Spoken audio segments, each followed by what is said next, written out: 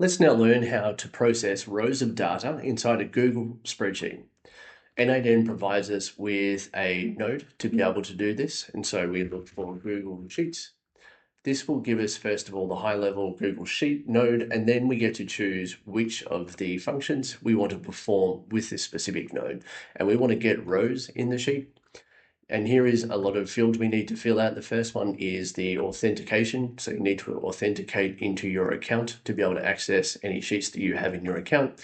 I'm going to use an existing one. We want to retrieve the sheet within the document and not the whole document. So for now, we just want a single sheet. I've already created the Google Sheet on another tab over here. And so what you can see is we have the document is called Google Sheet Data, the worksheet is called Sheet Data, and we have just two columns with three values underneath. So what we're going to do is say sheet within the document. We're going to get rows as the operation. Notice that we can change it here quite easily if we need to. What we can do is to select that Google Sheet, we can ask for n8n to list it over here, and we find the first one is our Google Sheet Data, and we want to select which sheet. We want to get the one that we mentioned is Sheet Data. We don't need to fill in any of these for now. At the moment, that will pull in all the data that we need from each of the rows. So we can execute this, go in and just execute it and see what it gives us. It pulls back the three rows. So notice that it ignores the first row because it assumes that that is the headings for the columns, and it goes straight to row number 2, number 3, and number 4. So it's retrieved our three values. Now we don't want to process all of these at once. What we want to do is process them one at a time. So what we're going to do is create a loop node and loop over items, and it's going to take in this array of values.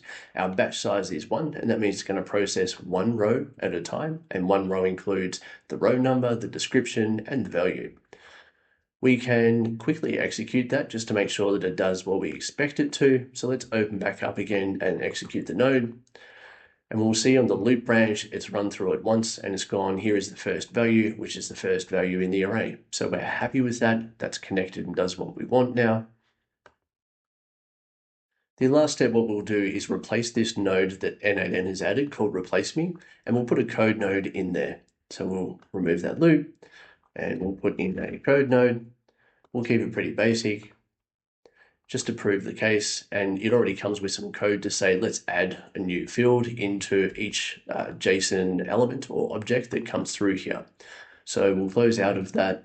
We'll complete the loop by circling this back to here, and that means it's going to continue going and getting each of the rows. We can now save this and we can execute, and it's going to execute very quickly.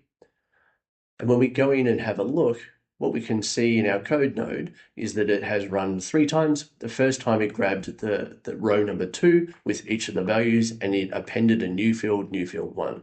The second run through the loop, it's grabbed the third row with the second value, and here we can see display of the value. So you get the idea. Here we can process the data that we're getting from the rows, and we're only getting one row at a time from our Google Sheet. I hope you found this useful. Please like and subscribe.